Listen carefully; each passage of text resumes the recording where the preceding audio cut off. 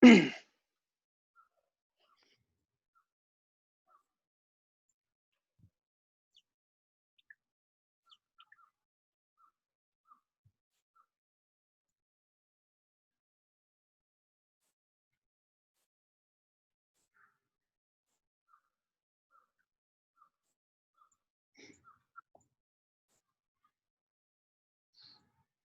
you want a Toscano? I don't see the link. It's not up yet. Did you want a Toscano? She grabbed him. Oh, good. I don't know if I'm gonna have any right in the hair. Why not? I don't know. See. I'd like to go get an ice cream. No, live on Facebook. Here we go. Why does the link take so long? I don't know, Mom. We're live. Here it is. Oh yeah, I can see you, Matthew.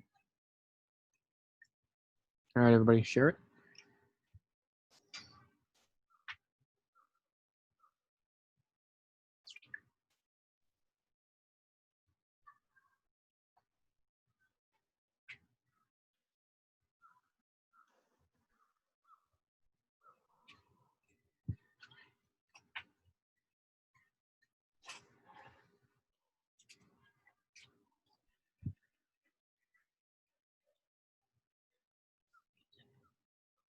Hasn't started yet. Give it a minute.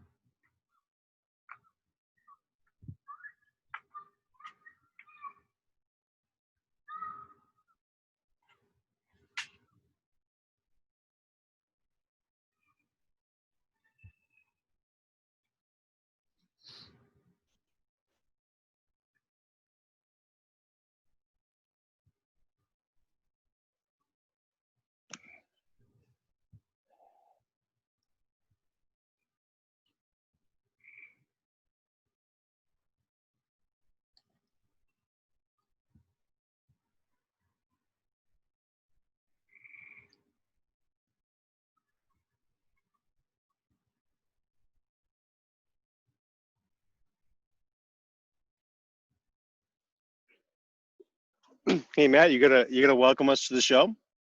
Yeah, I was waiting for my intro music and I didn't get it on my end. Oh no, the music is played. The music is played. Yeah. Well, Yeah. I had no idea because You know what? You know what? We can actually do it again. So here we go.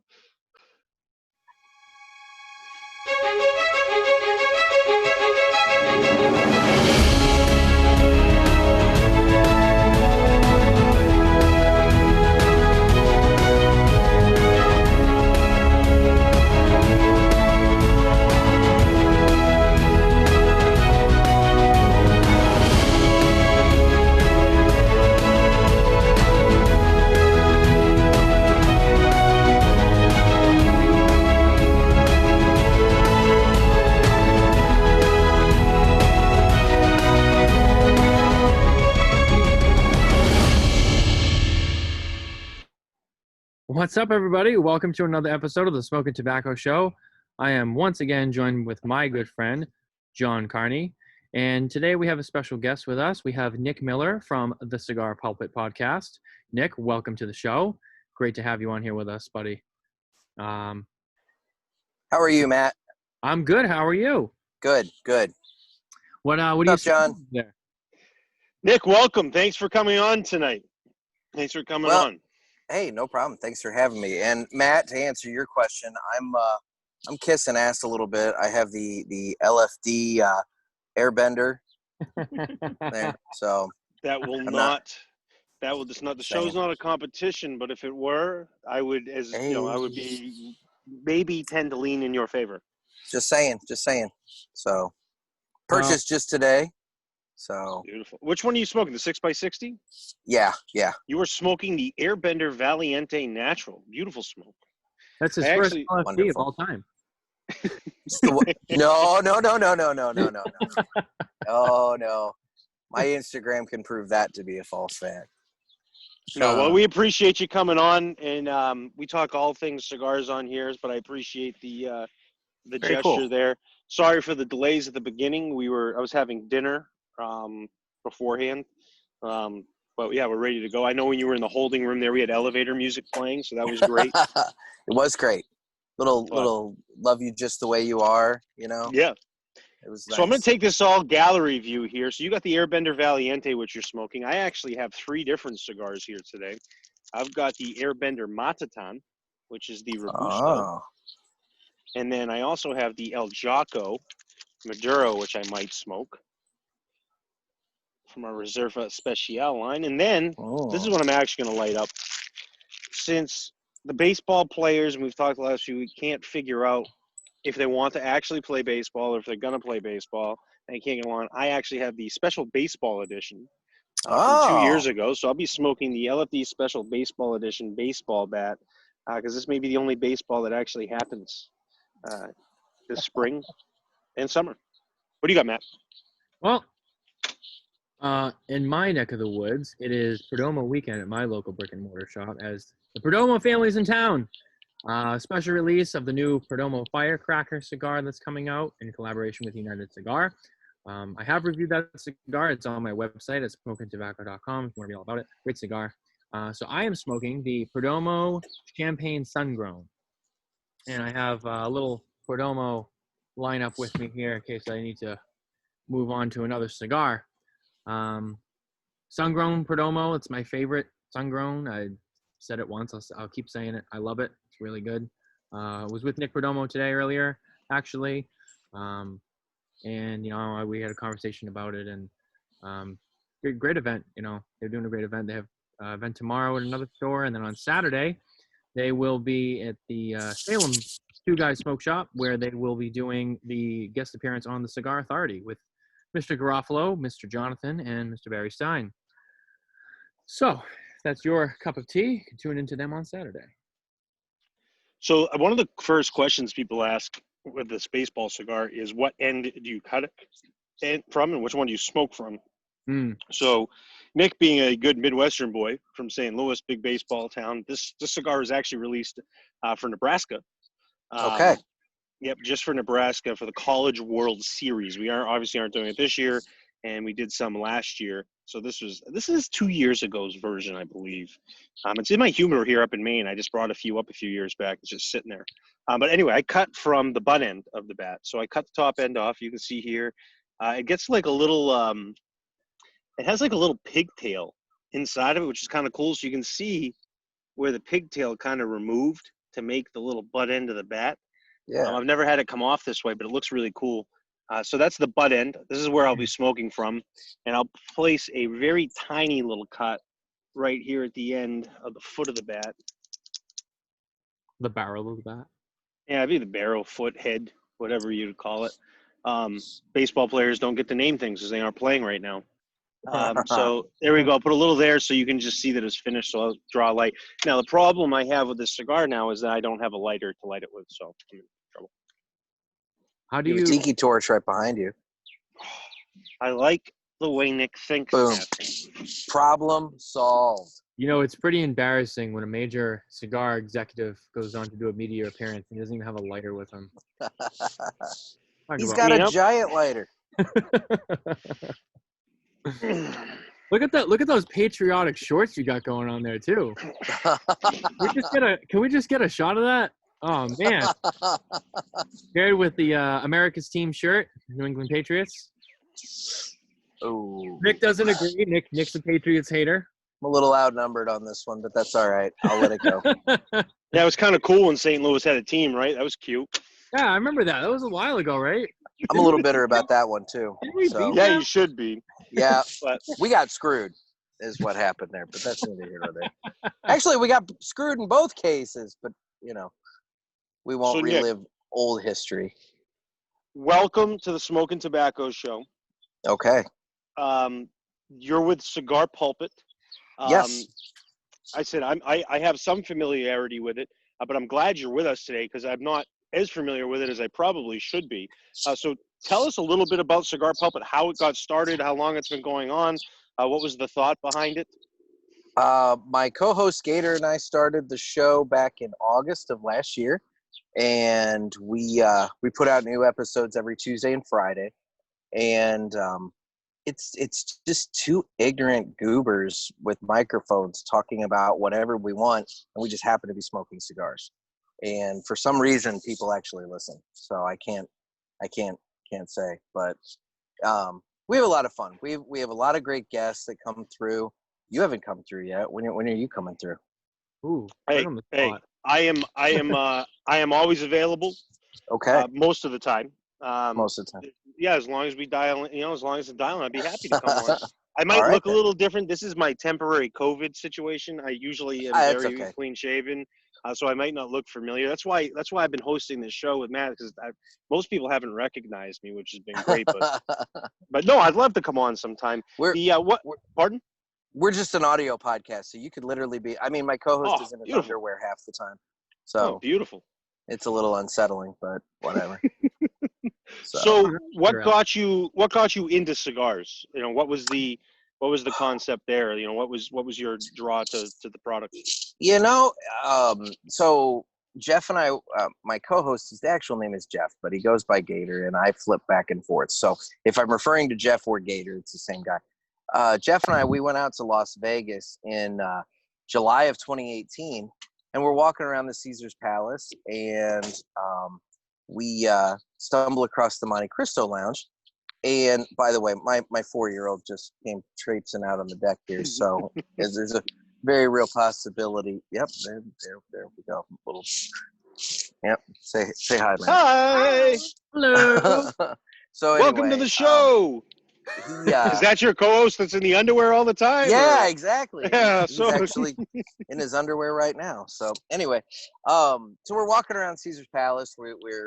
We pop into the Monte Cristo Lounge, and I'd had like maybe 1 or 2 cigars before then. There was one time a buddy of mine and I, we were down in Fort Lauderdale, and we were walking along the beach, going to bar and all that. And so we bought, I think it was like a Macanudo tube or something. I mean, it wasn't anything special. And then one other time golfing, and this time, so we go in the Monte Cristo Lounge, and it's pretty, the lights, the glass, the cigars set up everywhere, and the good looking Russian blonde lady working the humidor didn't hurt the situation. And so we ended up buying a couple cigars, and but we didn't smoke them there. We got busy. We didn't smoke them there. We came back to St. Louis, and we went out to dinner one night and ended up lighting them up out on the patio of the restaurant. And for whatever reason, the monkey just climbed firmly on my back and never let go. And I'm just kind of one of those guys that when I get into something, I like to learn more and more about it. And it just kind of spiraled from there. So the Russian blondes always play a role in any great thing. I feel like I know who you're talking about too. I've definitely seen her there at the Casa de Monte Cristo. I'm telling you, LFD needs to invest in Russian blondes. Well, if they had a La Flor Dominicana lounge. Yeah, we're a manufacturer. We focus on the we try to just focus on the cigars. So that's interesting. So you were, so how long ago was this that trip was out there? Because July of 2018, so it hasn't right even been.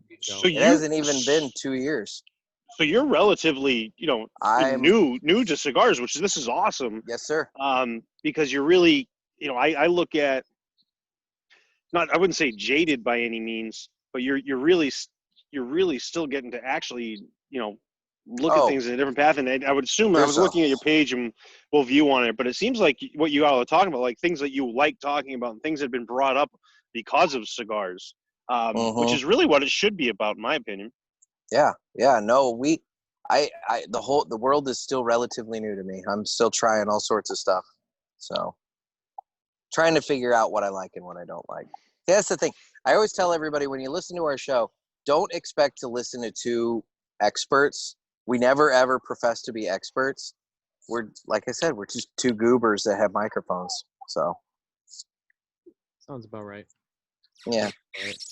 I've heard the show. It's a good show. Yeah. It's different, but it's a good show.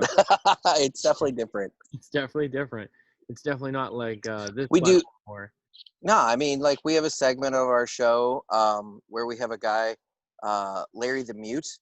He comes in and he reviews machine-made cigars. So, like, this past week, I don't remember exactly what it was, but he'll review like backwoods and swishers and things like that.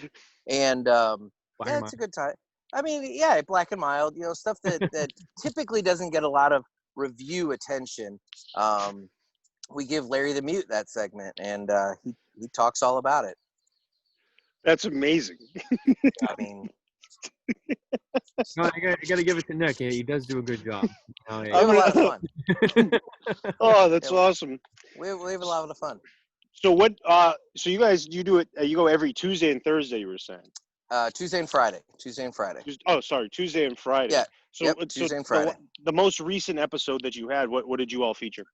The last one was this past Tuesday, and we had Dave Rivera from Martinez Cigars on, because Martinez, we're actually partnering with Martinez. They're going to be making a Cigar Pulpit cigar. So we're going to have two cigars. We're going to have the Bishop and the Gator for my co-host and I. So my co-host, he tends to like the more Connecticut shade grown, and I tend to be more of a medium to full-bodied kind of smoker. And so they're making two separate cigars, and these aren't like white label cigars or anything like that. They're working on the blends right now. The tobacco's actually coming into New York, I wanted to say Monday, and the rollers and blends and everything are going to get put together, and they're going to send over the tasting blends and all that, and we're going to assess them and get them just right, and hopefully we should have those cigars out by like August or so. And anyway, but yeah, so we were just kind of giving an update on that and just a few other little things. Prior to that, last week we had Nick Melillo from Foundation on. We've had Jeff Amendola from Amendola Cigars on very recently. Who else have we had? May and June have been really good for guests just due to COVID. So it's been easy to get people. So. Yeah, I mean the availability of everyone, because there's been very little travel, and a lot of us, generally travel, and I've done shows from all over the country, but everybody's been in one place, and they really didn't have a lot going on. So I know some people, there was a 2-week period when this first started where it was like every week I'd see a different cigar celebrity or face here and there, and it was a lot of exposure because everybody had the same guests because everybody was available. I was joking around. I did the Cigar Authority, and on the Cigar Authority, I was joking around. I was like, nobody's wanted me on their show. I haven't been exposed, so I go, so I'm here today to expose myself. But I had been on plenty of stuff. But you're right. I mean, it's really special to have that opportunity to do that. And the problem with you telling that is that the other Mr. Jonathan is likely to actually expose himself. Most likely. That's the truth. Most likely. I heard that episode. So. My mom's a huge fan episode. of Mr. Jonathan. She loves him. Did you think I came off as a know-it-all on that episode? Because that was one of the mailbag features the week after. No, I didn't. I listened to your episode, and then I actually listened to the after show that you did, and then I listened to the after show where people complained about you. And no, I didn't think so. I mean, I just think sometimes people just need to I think a nice hard dose of reality is sometimes a good thing. And I think people need to understand that, yeah, there's etiquette when you go into a cigar shop and a cigar lounge. And I don't understand how simple things like buy a stick from the shop you're visiting is a hard concept to master, but for some reason it is. So. Yeah. I thought the whole exchange was awesome when they told me they were, so I was made aware of the situation, and I was like, interesting. I was like, that was a really interesting take. I was like, that's not what I expected coming out of that show. It wasn't a large amount of people, specifically one. But I was like, that really wasn't what I was expecting. And then they were like, we're gonna read this live on the after show. Like, are you cool? And I'm like, hell yeah. I'm like, let's get this done. I'm like, it's awesome. I mean, I would say that you definitely talked more than perhaps other guests that they've had on there.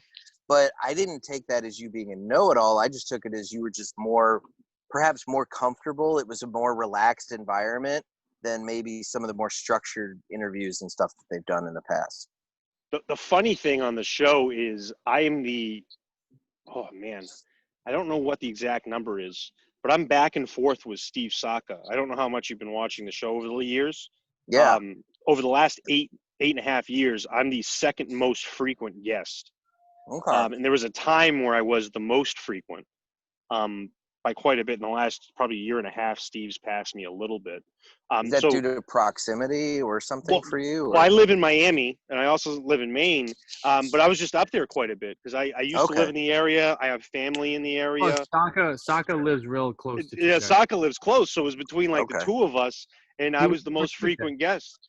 And I used to be on there at least 5 or 6 times a year. So when I go on the show, it's kind of like I know the exact show notes, like I know how the show goes, I know the timing, all that stuff. Because as we got towards the end of the show, Dave and I were talking. He's like, "Yeah," he goes, "We're going to be close on this show." He's like, "I figured we would because you were on the show," and so we got to the end. So the last like 15 minutes, I didn't say anything because I was like, "All right, just gotta shut up," because I know this show. I gotta let them they gotta get through this, they get through that. So it's pretty fun. So yeah, when I go on the show, I'm more comfortable with them just because I've been on there probably 40 times. Yeah. So Nick's a huge fan of the show. He's a huge fan of Dave's. I listen. He was always telling me how I really want to meet David Garofalo, and I was like, hey, your time will come. He's a dude just like everybody else. And then I think was it IPCPR or TPE? I think it was TPE. It was TPE this year. Yeah. You finally got to meet David. That's great. Yeah. For a hot David's second, great guy. he was busy talking about United Cigars, so I didn't want to interrupt him with that because realistically, I know that the trade, it's like he says, the trade show is there for sales, and I don't want to bother the business side of things. But yep. So the best part about the show I was on, so obviously it was somebody's upset with me. The funny thing was, I don't know if you remember the show that I was on. There was somebody that was upset with Dave. Yes, there was somebody. It had been going on for like 3 weeks. Well, that's been happening a lot lately. It seems like there's people emailing in upset with Dave about something. And then the week before that, there was somebody upset with Barry. So out of all the people that are on the show, myself, Dave, Barry, the most probably, in my opinion, the one who would probably irritate people might be Jonathan. There was nobody mad at him. So it was like we were people were mad at all three of us, and then Jonathan was like scot-free. Was that the same show when Barry? I remember Barry had an issue with somebody because there was a show. He had an issue with a customer. He had an issue with a customer because they were upset about the UPS. They're like, "It's been 5 days. Where's my UPS package?" He's like, I don't work for UPS. This is the tracking number. They had on the tracking. Like, why isn't it here? It's like, I've given you the tracking number. He's like, we're in the middle of a pandemic. He's like, I don't know what to tell you. Barry was getting all bent out of shape about it. Oh, rightfully so. Yeah. I mean, it was so funny to watch. I mean, it's one thing to take grief for something that you did. It's another thing to take grief for something that's completely out of your control. Yeah. So I don't know what's I'll ask you guys, like, what's one thing that you've changed other than staying home and whatnot? I don't know what your day job is, Nick. I'm assuming one of you might be a preacher. No, actually, we're just very sacrilegious about it. All right, you're going to hell then. Yeah, pretty much. But what's the biggest thing that you've changed in your outlook of things during coronavirus? Because there's something that I've done, but I'm curious if there's anything that, if anybody else has been introspective and looked at themselves and said, maybe I'm going to approach this a little different, going forward. That's a good question because I'm not going to lie, I haven't really changed too terribly much. I own a newspaper, and so I was considered essential, being media and everything. And so I was able to get out and do a whole lot, whereas a lot of people were trapped at home. I do think it's brought a little bit more appreciation for the little things that we had before this.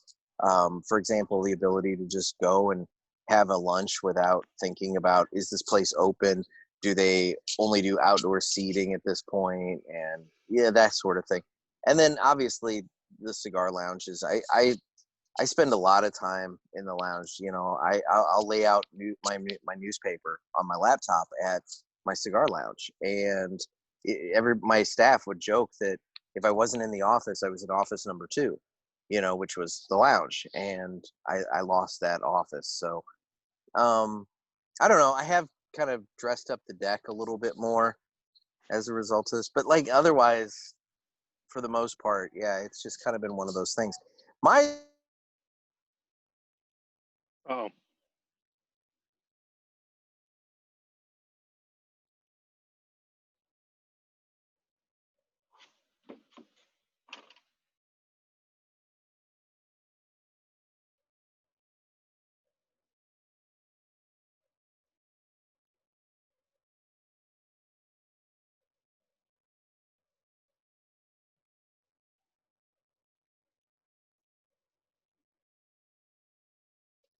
weak and soft the American culture has gotten since, let's just say, World War II, when we were having to ration and we were having to do without, and you had stamps for this and that and everything.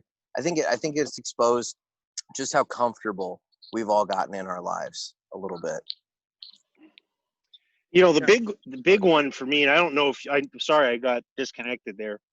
The big one for me is this is the longest period of time I've spent in one place in over 9 years. I haven't been in one place for more than maybe 2 weeks, like a vacation maybe, in 9 years. So especially not, I was up in Maine for a doctor's appointment because I spent half the year up here. But my parents, they have never downsized, whatever, got a nice property and they're retired. So I was up here for a doctor's appointment and I got stuck here, which is fine. It's a great place to be stuck. But I haven't spent that much time in one place in 9 years. And I also haven't spent that much time with my parents since I was like 18. So I'm here. And the one thing that I've learned, and yeah, people joke around, like talk a lot. That's fine. I do. If you want to talk. I'll stop talking eventually. That's fine. Um, but the big thing for me is just patience with other people. You just said like, and you mentioned one thing about how like, Americans gotten soft or this and that. They've gotten soft in the way they react to things, where I think we've gotten gotten soft in the way we react. Like people just get angry. Yeah. I'm sitting there and I'm like, wait a minute. Cause like I'm a big guy. I'm, 6'2.5", 260 pounds. So like I can get angry at people and be intimidating, but I'm sitting there and I'm like, what does that do if I just get angry when I disagree with somebody? I was like, I need to just be respectful to them. I was on the phone with someone the other day and they were swearing at me. It was a customer and it was ridiculous. It was an absolutely ridiculous situation. So I listened, let him swear. And I stopped and I said, sir, I hope, out of all respect, I hope you were not swearing at me, because I was being very respectful towards you. And the person says, no, this was going on. They were definitely swearing at me. And I said, no. I hope that you weren't swearing at me, because I don't do business that way. And I have a level of respect for the people I talk to where I wouldn't do that. A year ago, I would have gone up one side of him and down the other. And I got blah, blah, blah. Because of COVID, I'm like, you know what? I'm going to be nicer to people in those types of situations and understand where they're coming from and give them an opportunity to let off some steam or what they need to have, but also at the same time, display that I expect to be respected and I expect that, returned the same way I would give it to them. So that's the big thing that I've learned during this. I've really just slowed it down, and along what you're saying, like people just get angry, and there's no need to get angry. Sit down and give that respect. There's a hyper level of stress right now. I get it. I own my business and I've had to wonder what the future of that business is going to be like throughout all this. And I'm assuming you're talking about some retailer or something like that. And so be that the case, there's a heightened level of stress on their side with everything going on as well. And so you're right. I think we do need to take a little bit.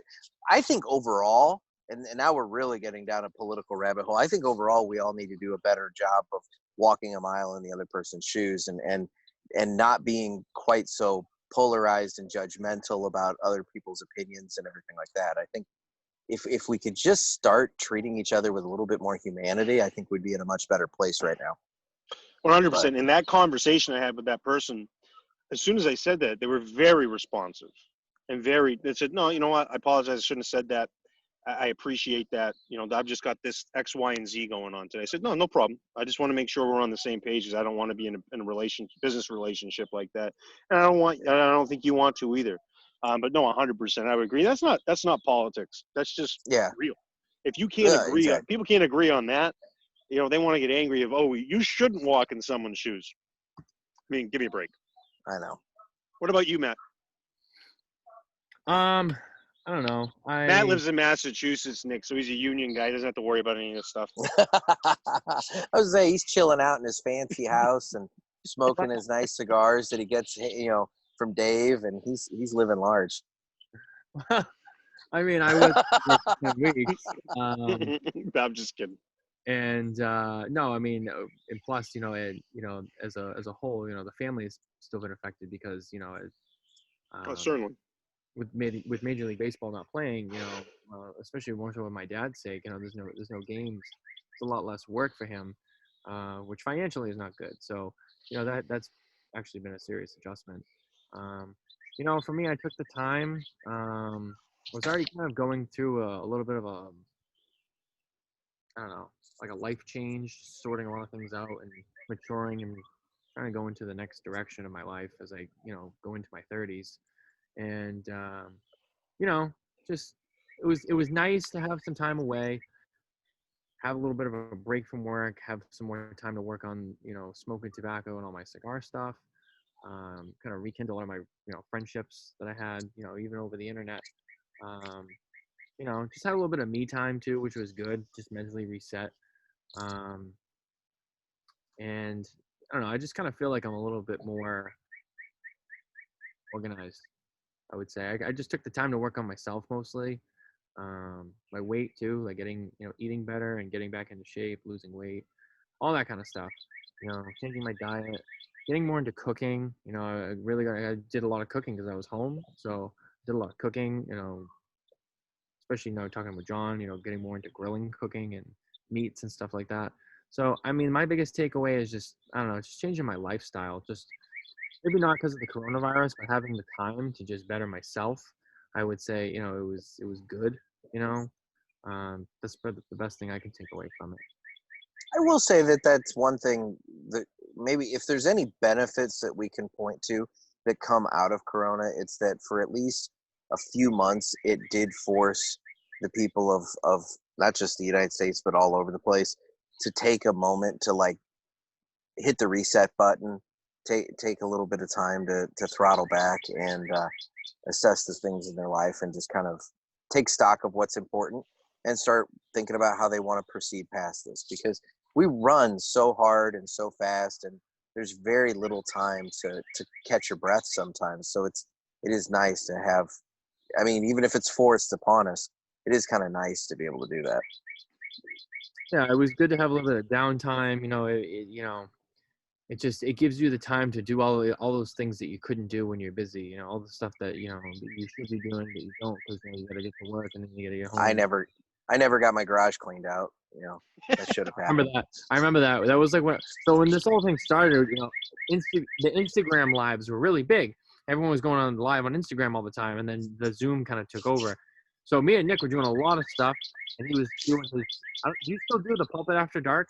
He was doing the Pulpit After Dark on Instagram, and so that was really fun. And that was another cool thing too, is that you got to interact with a lot of new people that you otherwise wouldn't have interacted with before. So like me and Nick really interacted more. And then I met Dave from Martinez Cigar, and then I there's so many other people, on social media, whether they're industry people or the consumers or like kind of like the media people. There's so many different people on there. It was nice to actually have the time to like really like have these interactions with people and get to know more people. Well, it's super fascinating too. I mean, like I consider you a good friend, and this friendship is through, through the last 3.5, 4, 5 months, that we've been doing this, which is really unique. Which is great. So there's a lot of good things that have come from it, and I think obviously there's negatives at the same time, and we can get into that. But I think people focus a lot of the time on negatives, where if we focus on some positives, you can really put things into perspective. Yeah, now we're boys for life. You guys have like matching tattoos, like tramp stamp or something like that? Not yet. Okay. No, he's got my name on his back. I haven't put his on mine yet. Okay, I was gonna say get like an amulet and put like half the amulet on Matt's back and like half on John's back, where you stand together. No, kind of thing. We're gonna get rings like Captain Planet. There you go. Powers combined, we are Super Tobacco or Tobacco Man or something like that. But it's been interesting, man. So I've been up. I've been up now for 100 days. So I've been in the same place for 100 days. I've done a couple trips. Oh, okay. I thought you meant you've been up for 100 days. I'm like, how are you operating? Yeah, drugs, man, it's killer. No, after dark show. We'll do the Smokin Tabacco after dark overtime show. We'll talk nice. about the appropriate drug consumption to keep you going. No, so 100 days. So it's been. I mean, I've been through different seasons here too. It's just been crazy to think about where we're at now and where we were. And well, yeah, I mean, that early or late winter, early spring, you're normally probably down in Miami where it's a lot nicer and warmer than up in Maine of all places. I mean, when we started doing this show here on Thursdays, I mean, I've had some nights where we had snow at the beginning, with like the quarantine grilling show that I've been doing. I was relegated in my garage for like 6 weeks because of snow. So yeah, it's been, weather-wise, it's been crazy, but the whole thing's been good. For me, it's been a good reset. I get that. I've been calling my garage the Casa de Nick Garage Cigar Lounge. And yeah, it's been fun. So Nick, the service kind of sucks, but they have a good humidor, so that's a perfect thing. How's the internet service or the actual in-person service? Oh, nobody cleans out my ashtrays and stuff. I got to do all that stuff myself. I really need to hire somebody. But so I got an item here I want to share. You did a 2019 top 5 cigar list that I'm going to bring up on the screen here. We're going to go over to your website. Okay. Let me back up. This was not a top 5 in terms of what came out in 2019. This was at the end of the year. We had only been going for a couple months, and so it was kind of our way of saying top 5 for our it should be mine and my co-host, but for some reason only mine is on there. And it's top 5 of what I was smoking at that time, and kind of to close out the year, this is what I came away with. So I want to clarify, it's not like top 5 of just 2019,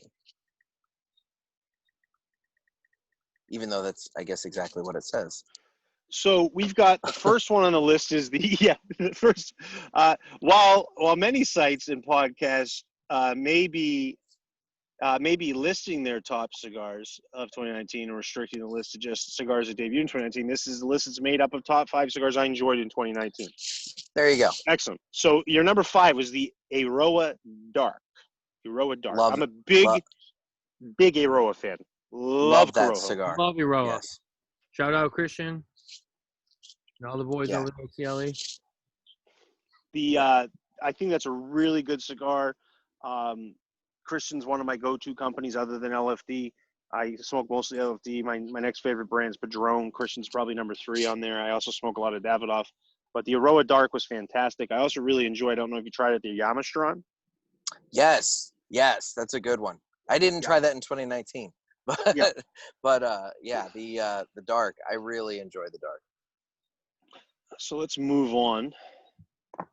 The next we have the Romacraft Neanderthal HN. I have not smoked this, I don't believe.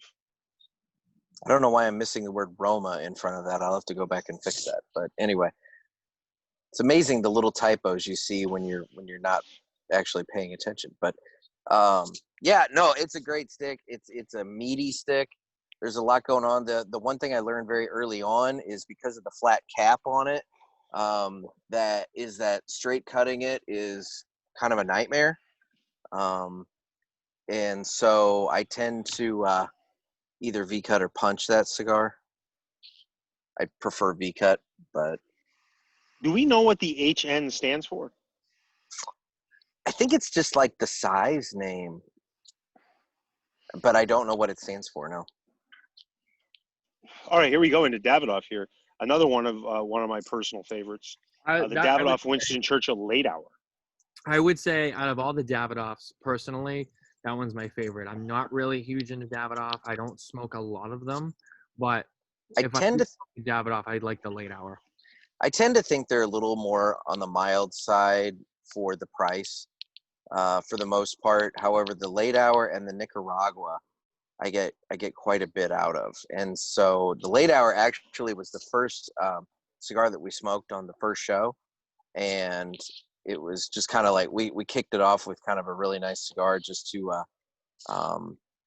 kick off the broadcast, and it didn't disappoint. It was a good stick. And on this page too, it also shows one of your local brick and mortar stores, a very excellent spot in the historic Italian district of St. Louis, the Italian Hill or Federal Hill, I believe, correct? I just always call it the Hill, but yeah, the Hill Cigar, great spot, really good back lounge, great people, very professional. Love the Hill Cigar Company, great people there. And here we go with number 2 is the Brick House, a mighty Connecticut. Yes, so the Brick House made the list because I wanted a cigar that was very price affordable, but still good for the price. And I think I say in the description that I picture the Connecticut, but I'll be honest, both the Connecticut and the Maduro are both really solid cigars. And especially since the Mighty, I mean, I can get that, it's a 6.5 by 60 or 6 by 60 for like $7. I mean, it's a great deal, and it's a good solid smoke. And then your number 1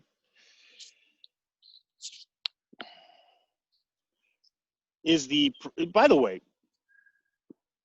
this Perdomo champagne is not a mild cigar. No, by it is any not. means. And it is Connecticut shade. I think it's Ecuador Connecticut shade. It might be U.S. Connecticut shade, but it's Connecticut shade tobacco. And I was given this about a year ago. And I was always, when I smoked Perdomo, I smoked a lot of 23s. That was my cigar back in the day. Yeah. But the Perdomo champagne is if anyone says Connecticut shade is mild, oh, no. Give them a Perdomo champagne, because this is borderline medium plus. So your number 1 is the Perdomo Reserve 10th Anniversary Champagne Super Toro. I love that cigar. I've bought easily more boxes of that cigar than any other cigar, and there's that kind of creamy, nutty flavor in the beginning, and it just kind of it's just a fantastic cigar. I love it so much. Yeah. And for anyone that gives me a hard time for some of the names that have shown up on cigars, I'm long-winded, so I named our TAA 50th once. So it's our TAA 50th Oro Golden Anniversary Maduro. It has like 10 words in it. So if anyone has a hard time with that, see other people name things long names too. Perdomo Reserve 10th Anniversary Champagne Super Toro. What's funny is I've smoked that and posted enough pictures of that to Instagram now that my iPhone will start to auto-populate the words. Once I put in the like number 1 and the 0, it just automatically starts. It's like 10th anniversary, and then the next, and so I'll tap that, and it's like Reserve Champagne, and I tap that, and it's like Super Toro. But it's great. My phone actually knows that I'm smoking that now. So I just signed up on here for the e-newsletter. So I signed up on there. So that was means great. You can win. Means you can win in our weekly giveaways now. That's how people can sign up to win. Is if they sign up for the newsletter, they are automatically entered to win in our weekly giveaways. This is a nice website. It's really organized, easy to get around. It's just out of date. I need to start populating the homepage with more stuff. So and here we got Jeff Gator. Yeah, I'm really proud of his biography, by the way. He didn't give me a biography, and so I'm really proud of what I put together for him. In a galaxy, in a faraway galaxy. See, like, you got me right there, just in the first. By the way, our theme song is performed by Alexander Nakarenda. Super epic. I forgot that. We have royalty-free music, and we've got to do it. Favorite cigar is Jeff's favorite cigar is the My Father Flor de las Antillas. And then your favorite cigar is the Perdomo Reserve 10th Anniversary Champagne Super Toro. Yeah, I go back to that one. It's one of those things. People ask me, what's your favorite cigar? And I got to say the one, like I said, when I look at it, the one that I've bought more frequently than any other is easily that cigar. So. Well, I'm going to leave you with Matt here just for a few moments. I'm going to go into my garage and pick up another bottle of wine. Nice. So I'll leave you here with Matt, and I'll be right back. Nick, he means Matt, you're driving him to drink, man. Well, no, it's not me. He's been drinking boxed wine. He's been, so don't let him tell you bottle. He's getting a box. We're drinking bottles now. Oh, we are? All right. Nothing like that sweet Franzia flavor. Franzia. Ooh. Good one. So many white girl wasted moments on Franzia wine. And I can't really talk because the last few weekends my girlfriend and I have been drinking a lot of champagne. It started off celebratory, and then we were just kind of like, let's just keep rolling with it. I don't know. So now you're alcoholics, and life's good. Yeah, I mean, life is good. You know, we smoke, we drink champagne. It's you know what? You've upgraded from the Bartles and James there, Matt. I'm happy. I've upgraded from what? Nothing. The Bartles and James, the wine coolers. Oh, I've never right past the wine cooler stage. Look gross. Although I seltzer I like. So I joined the Gary Vaynerchuk wine club this past month, and they seem to be the only people that are able to deliver things to me on a regular basis consistently up here in Maine. Amazon's just given up entirely. So when I joined the wine club, it was pretty cool. So I opened up a nice Pinot Noir last night. I finished it off this evening. I'm having another glass or so here. But yeah, I was doing box. I was in a really low place. I was in a low place. Obviously. That's an understatement. I was drinking box wine. I was a slob. I mean, I'm usually very clean shaven. It's been rough for me. So I'm transitioning back to normal life and trying to make this quarantine look good. Hey, as long as you didn't put on the quarantine 19, then that's okay. Actually, I only gained 2 pounds, but that's not bad. Yeah, but it was weight transitioning from one kind of weight to another. So, I did have I was worried that I was going to have to start wearing brasiers. Yeah, well, I mean, in the beginning, you just gotta, support is important. There was one night he might have actually. I think he was on there with Jen too. I think it was me, him, and Jen were all in a video chat at one point. He went in the house and made a whole shit ton of popcorn, and he was like, "I don't normally look this big." He said something like that. That was when I hit rock bottom. Yeah, you were like, "What the fuck am I doing? Like, what's going on? What's happening?" Couple of shout outs really quick. We got Dan Thompson, Tim Long, Rob Boylan. Hey, that's my boy Broccoli Rob. Yeah, a lot of people are in here right now watching the show, so I want to give them a quick shout out. Especially some guys from the McCalla family. They were with us last week, so giving them a quick little shout out. Thanks for watching, guys. But yeah, I know John definitely. Actually, let's take this back kind of towards the beginning of the quarantine. There was a night on the Pulpit After Dark where Jen Owen, Curious Jen, as she's more commonly known online. I don't remember the context, but I don't know if it was a challenge, but she had you bang out those 4 nips of whiskey or something like that. Yeah, so, all right. You just couldn't get the third one down, and you were like, oh, this is going to hurt. Dude, okay, so I'm not much of a whiskey drinker, all right? And the whole deal was, it was back around St. Patrick's Day, we were doing a Irish car bomb deal. And she was putting together like a mega video with a whole bunch of videos of people doing Irish car bombs.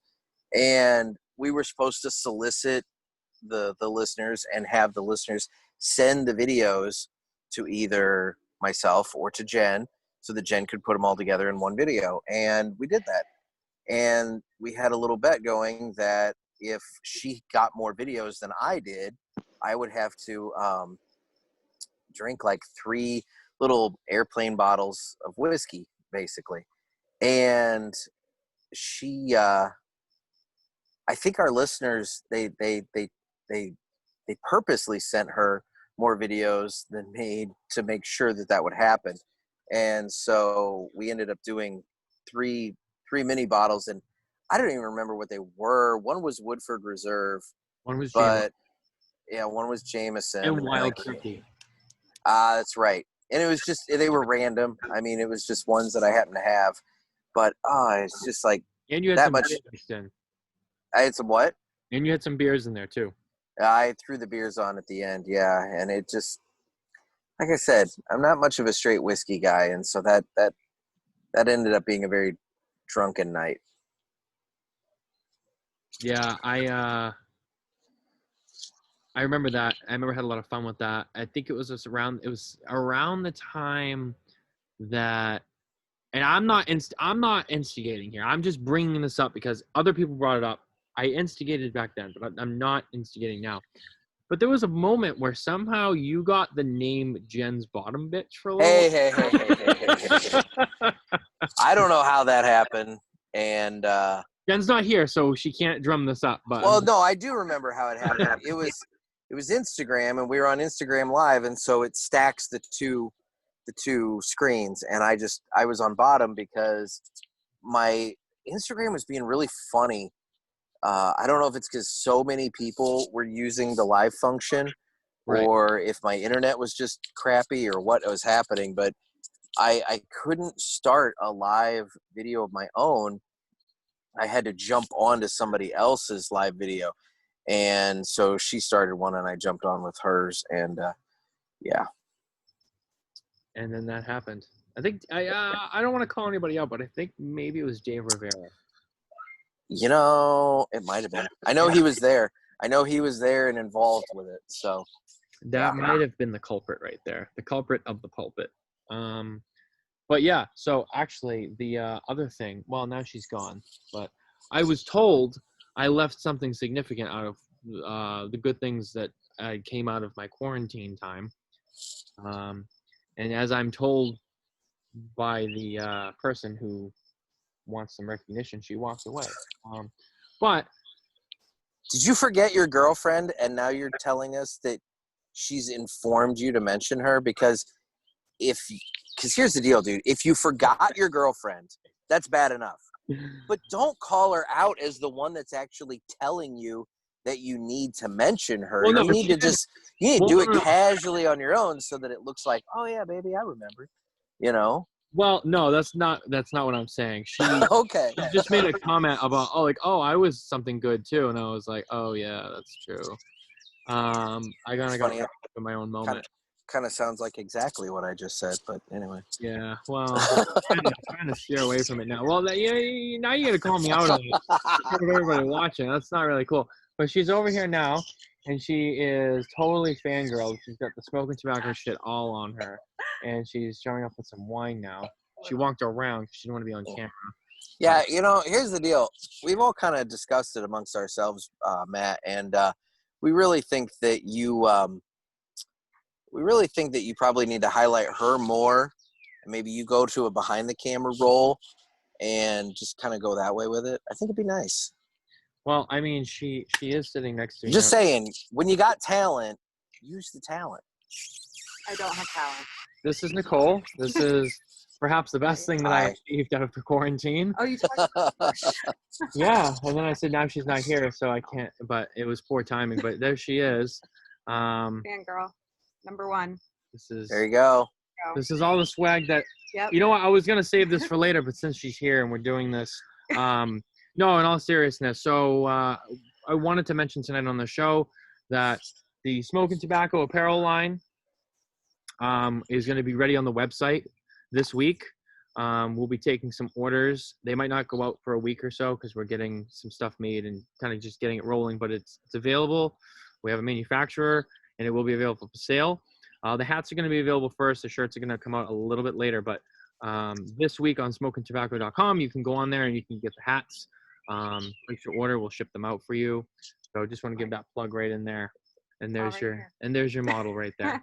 So they will be available. I know a lot of people have been asking for them. So the story was I had a bunch made and I was selling them and stuff. I didn't have a web store. I was just kind of doing it, by message because I was still building the website at the time. But now the website is running. There's a store page that has been built. It will go live next week. And now now the hats and stuff will be available. So just so everybody knows, because I know a lot of people are asking. And we have the new design next month. Also, yeah, we also have another design coming out next month that actually I have to give Nicole credit for. She came up with. So It's kind of dirty, but it'll be good. It's a little dirty, but it makes a lot of sense in terms of cigars. Well, but we'll save it. We're gonna save that. We're not gonna spoil that. So that's what's going on with us. But I wanted to tell you, and I know you're not going to tell us, but Nick, on the Cigar Pulpit, you have been advertising that there's a countdown to a big announcement. Now, I know you're not going to tell us what it is, but No. I don't know anything about this.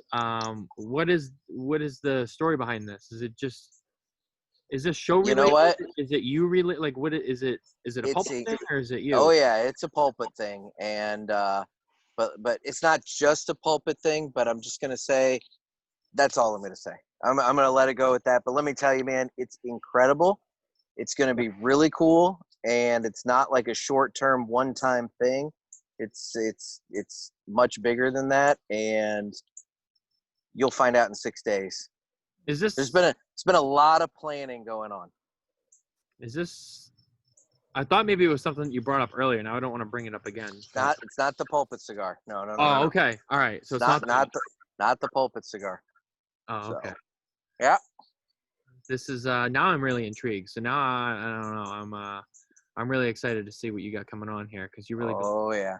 I even have I think I even saw Dave Rivera posted it too, saying, "Oh yeah." So, I mean, if you search around, there's been a handful of people that have posted that same little 6-day message. So there's some stuff in the works. So Dan Thompson from McAuliffe Cigars, he comments on our live stream. Matt Tobacco, please take Nick's advice more, Nicole. So Nicole, it sounds to me like this is actually this is her first time actually being here for the Smokin Tabacco show, just because of kind of like how we schedule our time together. But we were able to get her here tonight, so now she's actually gets to see. I drove 3.5 hours from Vermont. That's where I was today. That's not where she lives. No. I was gonna say, I'm like, wow. No, she was just up there on vacation, but she came home a little early and decided to spend some time here. So now she's here for the show. So, Matt, the people have spoken. They want more Nicole. So, well, I'm hoping to get her into some more airtime on Smokin Tabacco. She's already made her debut a few times. What's she smoking? She's smoking the same cigar I am, the Perdomo Champagne Sungrown, the Toro. What's her favorite cigar? Well, she's a new cigar smoker, but if you want to answer, you can jump in. What was her first cigar then? I don't even remember. The one in your What did I give you? car. That was the. Oh yeah. So the first cigar I ever gave her was the Atabey Delirios. Okay. All right. I'm going to stop for a moment here. So you started her with an Atabey? Yep. Not, I didn't plan it that way. Way to break out the fillet, like Nick. Right he fell in love. They fell in love really fast. So he wanted to show off. Obviously, it's like, man. Wow, John, thanks a lot, buddy. I'm just saying, I'm not a lot of area to move up, man. You got to give yourself some room there. Well, Nick, I mean, I'm pretty sure you guys both know, and actually I think most people on Smokin Tabacco know because I'm pretty sure it's been posted, but most people know what's in my cabinets. And all of the cabinets are pretty well stocked. So, and there's some stuff in there, and it's hard not to, I smoke a lot of good stuff, and she's with me now and she wants to smoke with me, so it's like, all right, well, I'm smoking this, so here, you smoke one too. I'm trying to try a variety though, and he's really good because he won't tell me what he thinks about a cigar, so I can form my own opinion. And I actually downloaded an app so I can track what I smoke and kind of take notes. Cigar scanner? Yeah. So just to kind of get an edge. I don't like anything too spicy, but I did try the LFD, the Airbender, which wasn't terrible. LFD's a little bit, sorry John, but a lot for me. By the way, wasn't terrible isn't a compliment. It wasn't I didn't pick up on that too. I'm like, oh shit. It's like when somebody says, hey, how was this? Well, it's all right. It wasn't a dog rocket. Yeah. Just a little bit more. Suave. Yeah. Well, that's And I'm holding some for my brother in my humidor, and I think I'm just gonna crack into his LFD. So well, he has the LFD, you know, the 5-pack with all the tubes, like the Oros in there. Yeah, it's a great brand. He has one of those in her humidor at her house. So nice. And he actually likes the Ligero, the Ligero Robustos. I got him a couple of those because I gave him one and he loved it. But from the vibe I get from him, he doesn't like anything too big and too strong. He likes a smaller cigar, something a little bit more mild. So he likes the short stories. Yeah, he likes Arturo Fuente short story. So he busted out that pack, and I was like, Jonathan, just so you know, there's some heavy hitters in that pack. So I mean, if that's not your thing, those are some big and strong cigars in that pack. But yeah, no, it's a great pack, and I think Nicole will probably end up robbing some of those. Absolutely. Yeah, like she's had Opus X. She liked Opus X. I'm sure I see Nick's eye roll there. I knew it was coming. Just like, man, dude, you're giving yourself no room to advance up here. She loves Perdomo. The Champagne Connecticut, the Champagne Sun-Grown she's been enjoying. What was the one I had? Well, she also now Nick knows these people as well. He's also interviewed them, but she's also fallen in love with Nova as well. Now, Nick, I know you know all about Nova. The Platinum Batch Robusto, and we have I think like a box and a half of upstairs in one of the cabinets. And, I met them out at TPE, and they're the sweetest people. I mean, just so incredibly nice. And I like the Leo X and the Platinum Badge. The Leo X is nice. I have the Congress from them. They're just a nice, solid line. But, yeah, I was fortunate enough. I got to interview Leo and Ari over Zoom, which that video is. It was not done live, but it is available on my YouTube channel for anybody who's interested. You know, at Smokin Tabacco. It was a great interview, great video session, lots of good questions. A little bit, got to learn a little bit more about them and talk a little bit about the Nova line. A company it's new, it's smaller, it's newer. Not a lot of people know about it. They've probably seen it. If you're on social media, they really hit the ground running last year, probably IPCPR. late summer. Yeah, I'd say I started seeing them a lot, probably August, September. So that would make sense that it was ICPCR or IPC, whatever, that happened. But yeah, there was a lot of momentum for them right off the bat. Yeah, and then so there's that one. Now we talked to Andy and Jared from Macalester Cigars last week, and I really like the Leyenda #1 so far out of all the cigars I've had from them, and so now she really wants to try that. Yeah, I'm gonna try like all theirs. See, I like the Medallia, but I'll tell you, there's a bit of a debate between what size. I just go Toro with the Medallia, man. Yeah.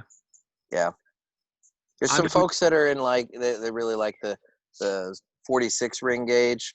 I like the Toro. So I'm generally a Toro guy myself. That's usually what I'll smoke. I'm not a Robusto guy because I don't like anything too short. I'm actually more of a longer smoke guy, especially lately. Like John will tell you, I've been getting into like the A length and some of the long stuff like the Byron Aristocratus, which is an 8.5-inch cigar. I recently acquired a box of the LFD Ligero A. So I've been getting into longer stuff, but traditionally I like a good solid Toro. So that's generally where I would it's where I would be too. It's just the size I love the most. Now, having said that, there's a few, I don't want to call them odd, but not so, just not so typical. Yes. Sizes that I actually have been enjoying, and that's the Bellicosos, the Super Bellicoso, the Opus X Super Bellicoso. I have a lot of Opus X, but I would say out of all the Vitolas and all the blends, the Super Bellicoso Opus X is probably my favorite from the regular Fuente line. I don't know what it is. I had one and I was like, wow, I loved it. I kept smoking them and I was like, these are great. And I have a box of them, and I don't know what it is. I love that Super Bellicoso. That's a good size for me too. But yeah, like I said, longer smokes have been kind of my theme lately, especially now we're in the warmer months too, and you can commit to a longer cigar when it's nice out and you're sitting outside and you're smoking, especially if you're not going to a lounge, with the coronavirus and all of that stuff going on. The longer smokes have really been part of my repertoire. So are your lounges and everything? They're open now, right? Yes, in New Hampshire they are. Yeah. Okay. I mean, I live in Massachusetts, but I'm right over the border. Yeah. So I go up to New Hampshire. So I go to Two Guys Smoke Shop. Sometimes I go to Twin Smoke Shop. Home of 724. So those are the shops I usually frequent the most. And yeah, the lounges are open. Customers are coming in, lounges are open, so stuff like that. The Hill just reopened their lounge, I think Monday of this week. They took advantage of the COVID time to really freshen it up, hit it with some paint and wax the floor and redo a lot of the furniture and get rid of some of the kind of older, more worn out chairs and things like that were in there. And then I spend a lot of time over at Riverman Cigar Company, Dave Yonder over there. And he's been also working on his lounge. He's been a little bit more careful because John, I don't know if you know Dan over at Riverman or not, but I'm familiar with him. I don't know him personally. Yep. Okay. But so he takes care of. His mom is 86, and he takes care of his mom, and she comes into the shop all the time. So they've been a little bit more careful with reopening the lounge, just due to the fact that he's 60.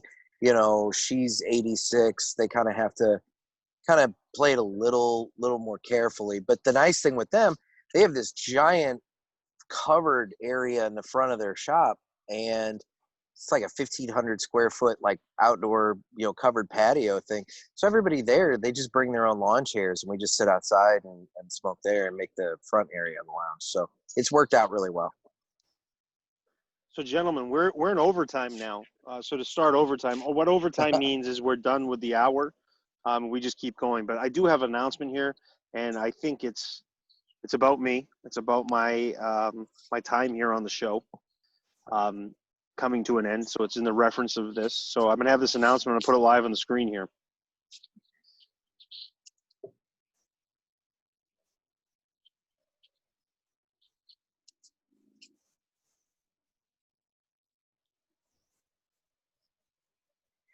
Oh, I know where this is going. I know where this is going. I love this movie. I can't hear it. Oh, I know. Don't ruin the moment. Come on, we got to hear it. You can't hear it? No. I can't. Don't ruin the moment. Come on, I really want to milk this. Let me go back. I already know what the announcement is, and I'm excited, but I don't want to ruin the moment because I got to hear it because it's. Can you hear it? No. No. Probably because you have your headset on, so you're hearing your computer sound, so the video is not hearing it. To hang up the phone until you get what you want. Here we go. Here we go. Because you all deserve it. This fucking deal that I'm about to sign, barring me from the securities industry, barring me from Stratton, my home. The fuck is that, I'll tell you what it is. It's me taking no for an answer, You gotta leave the show. It's them selling me, not the other way around. I'm letting people tell me me being a hypocrite is what it is.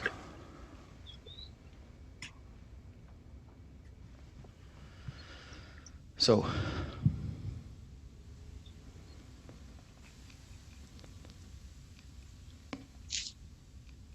you know what?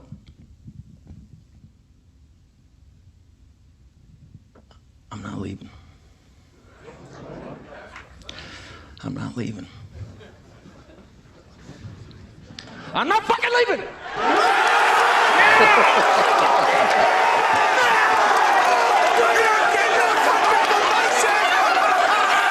The show goes on!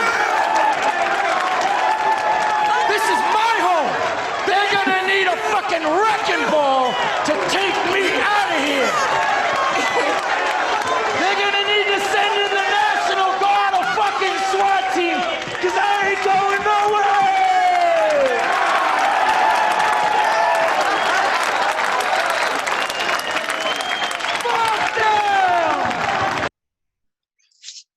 Well done. In no way, shape, Well or form. done. Well done. You're filming. All right, we don't want to hear the ads and all that. We're You're done. independent film. I ain't fucking leaving. I like So- that movie. I like when they're discussing the rules of midget tossing. Just saying. You can't look them in the eye, you know. It's an overall great movie, but that's my announcement. I ain't leaving. I'm gonna stick around. I'll be here every Thursday if I need to be. We'll find a way to make it happen. We'll get it done. But that's my Fucking announcement. right. Fucking right. Yes. Ooh, yes. Show goes on. They're gonna need a wrecking ball. Get me out of here. This is gonna be fan-fucking-tastic. I am like, wow. I'm like, all right. I had some like, all right, we have to prepare for life after John, and now it's like, wow, we don't have to worry about that now. I mean, I'll have Moving on. backup plans, but you know, we're just gonna keep on trucking here with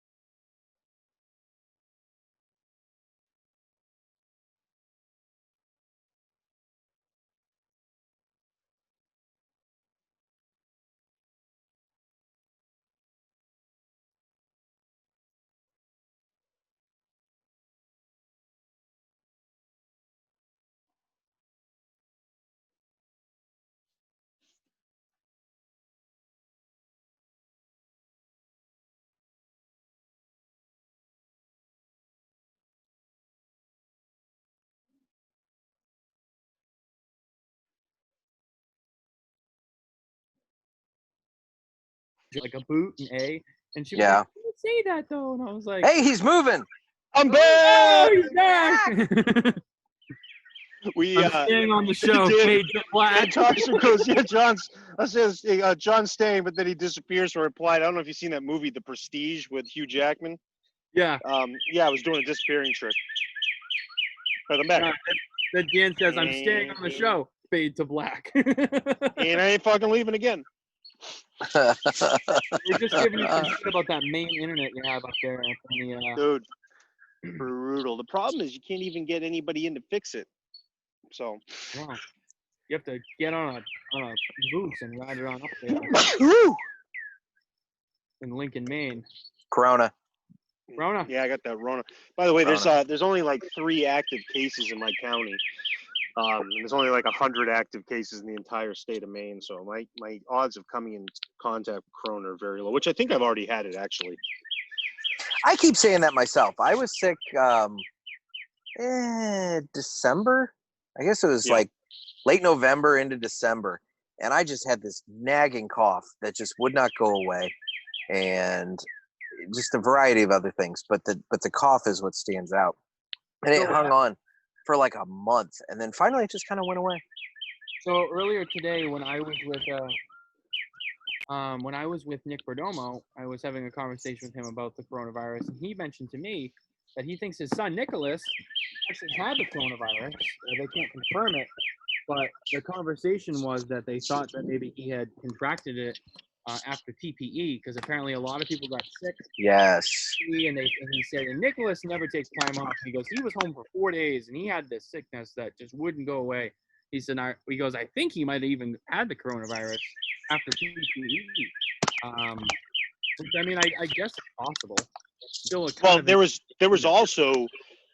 there was a convention going on during TP. I can't remember which convention it was. It was the same time frame, and they actually traced cases of coronavirus to that convention. Oh, really? There.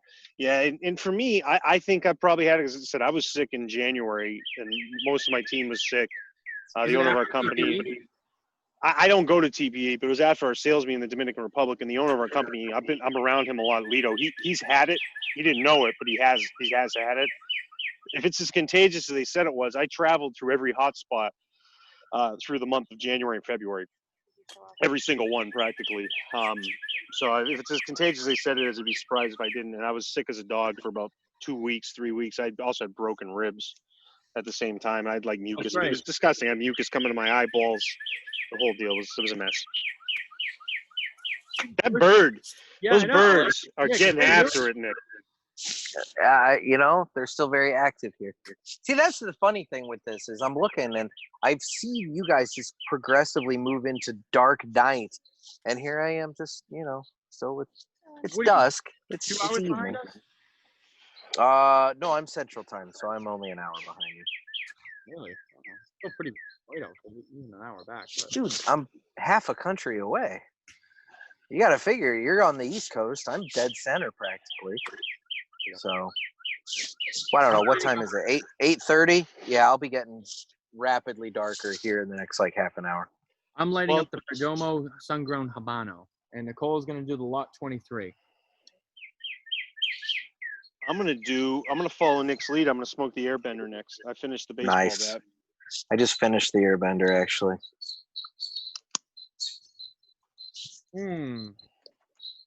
Good wine, good cab. This is called GRA Graciano. It's a Rioja Spanish wine. Awesome.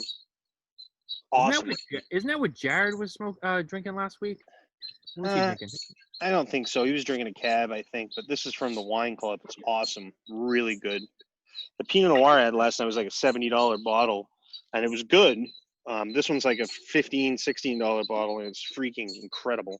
I just prefer a little bit fuller wines. A little less fruit forward, a little drier. So this Rioja is awesome. So we just got to take a note out of the Carney book, and we went with a very simple Sutter Home Cabernet. Perfect. It's one of my favorites. It won't break the bank. It does it. Does the trick. Doesn't break the bank. Here's the thing. What you do is you either do it this way or reverse it. You drink the crappy stuff first, and then end with something really nice. Or you drink the really nice stuff first, like 1 or 2 glasses or 1 or 2 beers, and then you have trash. So you go and get the really nice Sam Seasonal, and you drink the Sam Seasonal. You drink like 2 to get started, and then once you got a little buzz going, then you drink like Miller and Coors just to kind of keep it going. Same thing with wine. You can either do it one way or the other. You start crappy and end good, or you start good and end crappy. We usually start good. We've been doing a lot of the Canucks. That's what I do too. I start good and then end shamefully bad. And we drink a lot of Camus. That's one of our favorites that we like. And then, like I said, we've been doing a lot of champagne. So it's been like Moet, and then it's been Corbel. Or what's the other one we had? The Woof. We had that too. Woof. So, yeah, we were enjoying that. Oh, Ed Santa Maria's watching. What's up, Ed? Saw him earlier today. Ed's pretty cool. He's the man down at Two Guys Smoke Shop. I know that Mr. Jonathan Carney knows Ed. Nick, I know you don't know him, but he is the man. I've heard the name. Okay. He is the man there. He's the buyer, right? He does a lot of the like the online stuff. He takes care of a lot of the merchandise, and buying and shipping stuff out, and the online business. Yeah. I've always labeled Ed as Dave's like right hand man. Yeah.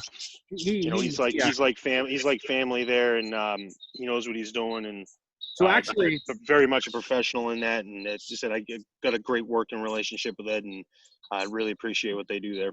So actually, I actually got a really cool story. I was talking to Dave today. I was talking to Nick Perdomo about, the family business, and Nick has his son Nicholas, with Perdomo, and I was talking about my personal experience with, working under my dad, and then we're talking to Dave was talking about the family business, stuff like that, and then Ed actually walked over, and Dave was telling me how I think it was Ed's mom was Dave's first employee way back in the beginning of Dave's business venture with the store. And then later on, here comes Ed Santa Maria, who comes and works for Dave. And now he's been there, I think he said 25, 26 years now. So, I mean, yeah, he's been there for a long time. And like I said, Ed's a great guy. Every time I see him, great guy. And he does a great job there too. He takes care of the stores. He helps run that ship. So, a big shout out to Ed. Hi, Ed. Nick, when you finally come to New England, and I do finally take you to Two Guys Smoke Shop, you guys got to get rid of the Rona first, man. Well, when the Rona's gone and you get to actually come up here and you get to see everything, I'll bring you around. You get to meet all these people that you've heard of. It'll be a great time. There you go. You get to see the Cigar Authority live, like the luxury that we get to have all the time. There you go. You get to be on there, like John, and I've been on there. I was on there like last fall, I think. So. Wasn't too long ago, or at least you got a shout out on it. No, I was on the show. Okay. Yeah, and then I was on the after show after that. So it's a fun time. Maybe you can squeeze yourself on up there. I got a snack like a beetle. I don't know. It's an awful lot of big guys up on that stage. Start putting me and Dave and Barry up there. I know Dave's been losing a lot of weight. Dave actually had on the what's the shirt that they wear? All the cigar guys wear with the pockets. What do they call it? Guayabera. So Dave had on a Perdomo Guayabera shirt today, and he was saying, "Oh, I can wear this now. Like it fits." He's like, "I couldn't wear it before 'cause I was too big. Like it didn't look right." He goes, "But I can wear it. It looks good." So no, Dave's been doing good. He's been dieting, and he's been taking care of himself, which is good. And Barry's been losing some weight, right? I think so. Yeah. I know he's been on a diet, but speaking of people who are in good shape, Nick Perdomo's jacked. Dude, I've seen recent pictures of him like in jeans and t-shirts, and you're right. That guy, he last year at the PCA, the IBCPR show. I'm a big dude and I lift weights. Nick was walking around. I'm usually the guy doing the muscle shirts and stuff. Nick's walking around with a sleeveless shirt on for like 2 straight days during booth setup, and he was showing off his pipes. I mean, I don't know what he's taking or what he's doing. I mean, he's a little older. Maybe he's got that testosterone stuff. I'm looking forward to getting to his age, so my doctor will prescribe me testosterone, because those muscles. I mean, he's got big arms, man. They're at least 15 inches around. That's just good for that. That's good. I mean, he's jacked.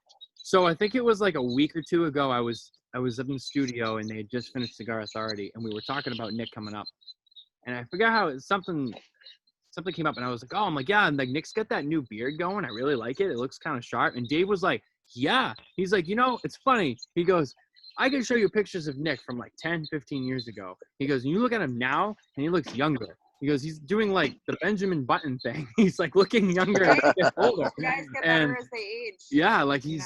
I was standing next to him today, and I was like, damn, he is like kind of like big. Like he's got some muscle under that suit. So yeah, no, good for him. You know, I mean, I'm kind of jealous myself. I hope that I age. I hope I age gracefully like Nick Perdomo. That's what I mean. I want to we're like. just gonna work out, and it'll be fine. You know what? It's like a good cigar. It gets better with age. Unless you hit a certain point and then it starts getting skunky, as I learned this week. Or maybe we just stick with wines. Fine wine just gets better with age. But yeah, he does. He's doing something right. Awesome.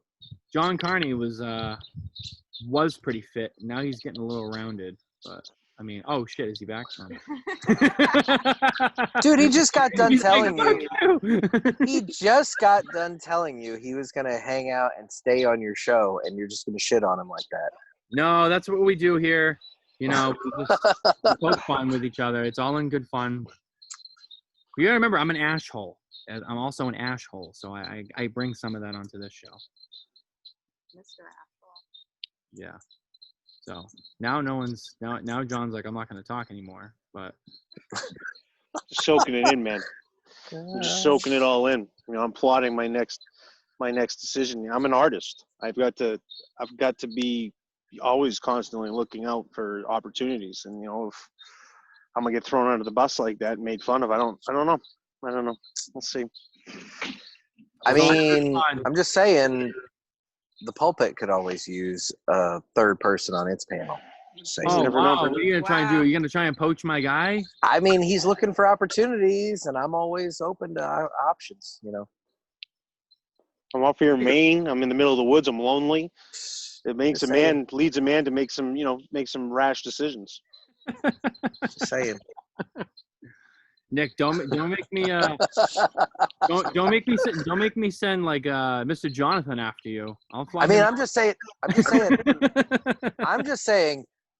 Who is it that started the show with an LFD cigar? Just putting that out there. Just saying. Well, I did as well. I mean, I definitely did. Well, of course you did, and I was playing in the audience. To be fair, for our first 5 video chats that I did with John, I was smoking Andalusian Bowl and like Double Ajero like every time, like every show. Do you own a cigar that's like moderately priced? Or you can actually get, right? Yeah, like Matt messaged me last week.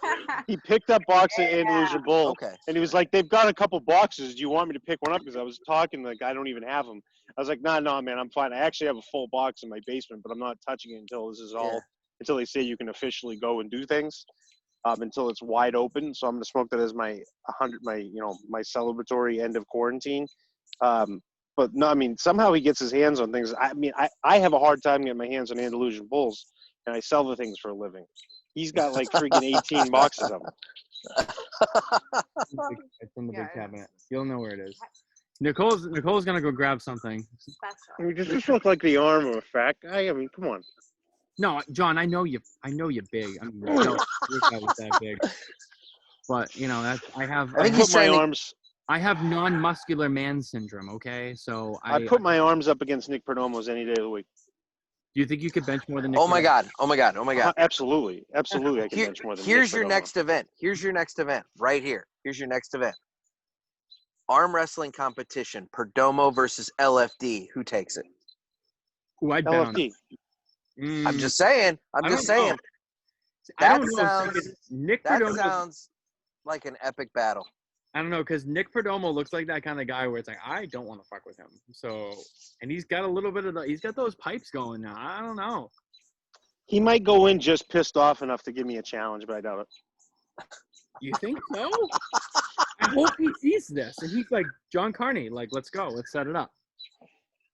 Dude, he's gonna be around. He's gonna be around 2 guys like through what, the weekend? Yeah, I'm gonna. Come on, Matt. Make this happen. I'm gonna see him on Saturday. I'm gonna be like, Nick. Yeah, let him know that John Carney of LFD would like to arm wrestle him. I will tell him that too. I'll be like, so John Carney from LFD was like, I could take Nick Perdomo down in an arm wrestle, and I just want to see the look on his face, like, okay. I'm telling you. You'll probably go. Who's that? Probably will. He probably will. Well, it was funny because Nick had mentioned to me on Facebook. He was like, "Hey, you know, like I would love to have you come down and do the factory tour." And I was like, "Oh yeah, that's awesome." And I told John about it, and he was like, "Yeah, all right. Well, when you're done with that, I'll take you down to the LFD tour, and we'll do a real factory tour." And I was like, "Whoa, blowing up spots right here." The reason I was upset is because he was late for the show, Nick, because he was going back and forth. So I was like, all right, that's great that that's an offer. Like, you could talk about this later, but he got all excited and this and that. So I was trying to get him back to the show by giving him something else exciting to look forward to. No, I know. I was just having fun with it, John. I was being a little sensitive today. I don't know what. Taught out. I fell asleep in the sun and so I fell asleep in the sun for like an hour. And when I woke up, I hadn't had any water, so I almost passed out. And literally, everything looked blue.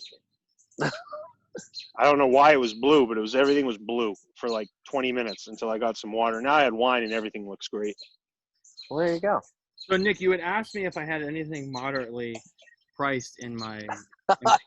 You're taking this way too serious, but okay. No, I just.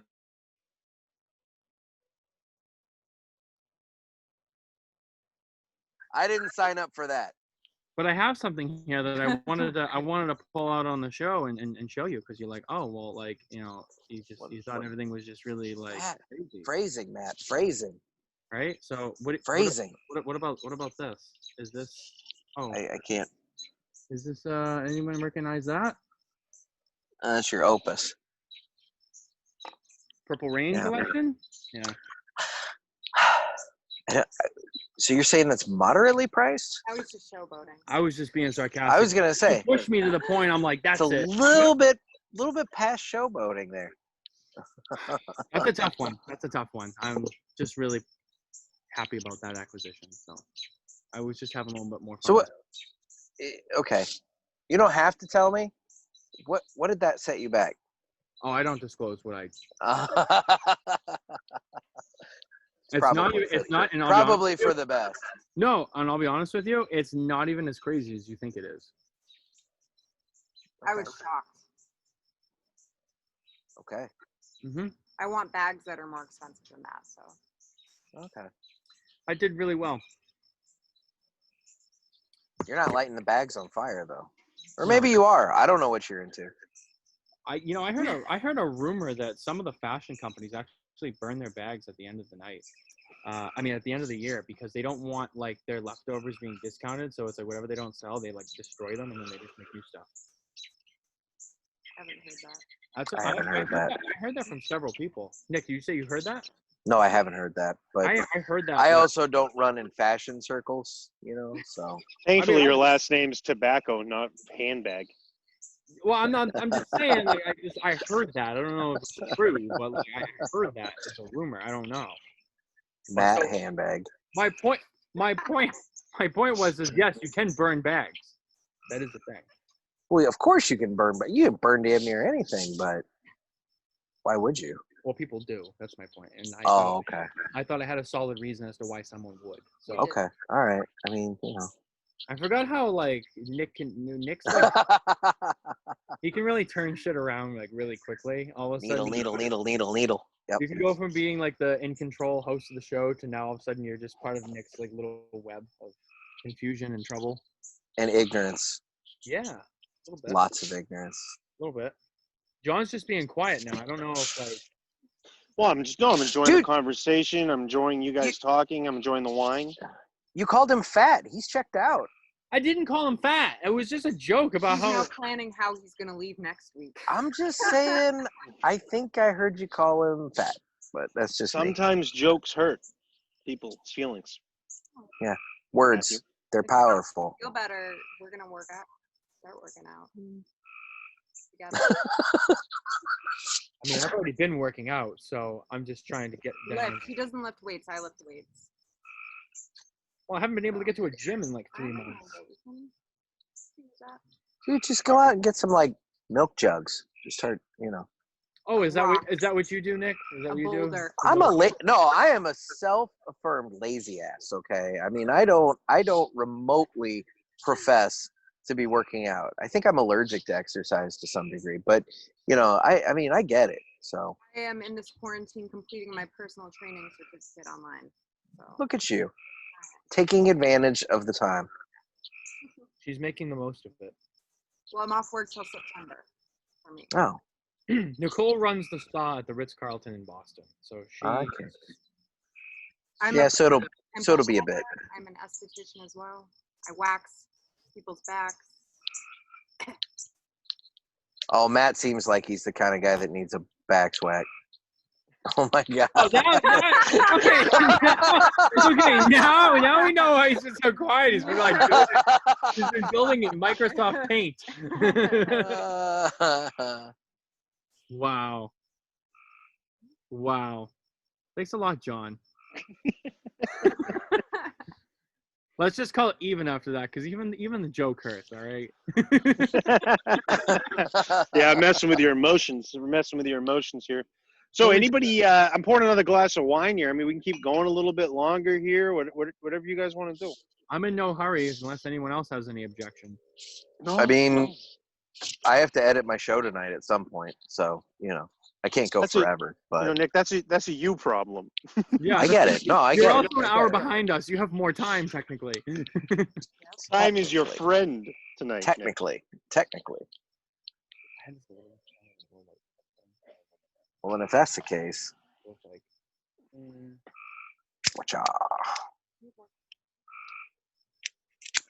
I am starting to lose light. I see it. It's slowly starting. You got a foundation? I do. I have the tabernacle. Nice, great smoke. It's blurry, but anyway, yeah. So I actually had a box of the foundation in Millex, and I actually traded it away and got some pretty interesting stuff for that. But I liked it, but it sat in my humidor for too long, and I was like, I think I only smoked like 2 sticks out of it, and then I was like, no, and I forgot about it. And then I was going through and I was trying to make some space because I just have a bunch of boxes in there that I just don't smoke.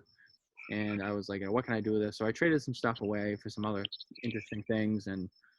But foundation's good. I mean, I don't have anything against it. It's definitely good stuff. All of the Tabernacle, the Manelic. Actually, I first had that at Casa de Monte Cristo at Caesar's Palace. Nice. I was there with John Fazzi from Christoph Cigar. And it was during last year's IPCPR show. It was like, later in the night after the show was over, and we went to the House of Monte Cristo, and we went in the humidor, and they had them. I was like, you know what? I'm going to try one of these. And, it was good. And that was the first time I had it, and I really enjoyed it. It was pretty exceptional. I've been pleased with them. I'm surprised you didn't go with another LFD over there. They're all in the house. I didn't know how long this was, so I only packed one. Don, what's funny? I was going through the cabinet because I had to rearrange because I had some boxes I was trying to move around. And in the back, I found a box of 1994 that I forgot that I had. Oh, nice. And I got so excited because I was like, oh, I forgot I had these. I love these. So now I pulled that box out, and I'm like, those are getting smoked. Mostly full, too. I think there was only like 4 or 5 sticks like out of it. So I was like, I'm going to start ripping through this. So expect to see some 1994 when I start smoking LFD because I love those actually. Yeah, 1994 is one of my everyday cigars. To be honest with you, it's just awesome. Yeah. I love San Andreas Tobacco, which is the wrapper on there. So I really love San Andreas. So 94 is a great smoke for me. I really like this. What is that? Oh, the Lot 23 Sunglass. Yeah, that's a really good cigar. I used to smoke they had this big ring gauge version of it. It was short. It was like 4 inches by like 60. I can't remember the size. It was like a little torpedo. It was delicious. I used to smoke a lot of those when I was in grad school. Nice. Yeah, those are fantastic. I mean, the Lot 23 is a good one. I remember Trevor Merrill. John knows Trevor. He works at the shop, and he was saying when he went to Nicaragua to do the factory tour, he was like, it was so cool because the Perdomo factory tour was cool. He goes, but for me, it was when I got to smoke a Lot 23 on Lot 23. He was like, it was just so surreal. But yeah, so I always think of that whenever I smoke a Lot 23. But yeah, I was, we've talked a lot about LFD stuff. I mean, I know, John's obviously with LFD, and we're trying not to make it all about LFD, but that's one cigar I don't think we actually have really gotten into much on the show. I mean, we've talked about Lajero, Double Lajero, the Chisel, the Level Cava I love, the Lennox I know you smoke a lot of. We didn't really talk a lot about the 1994. And I don't know, I really like, I would say out of all of the LFD cigars, that I've smoked and that I have, I would say it's definitely like one of my top favorites.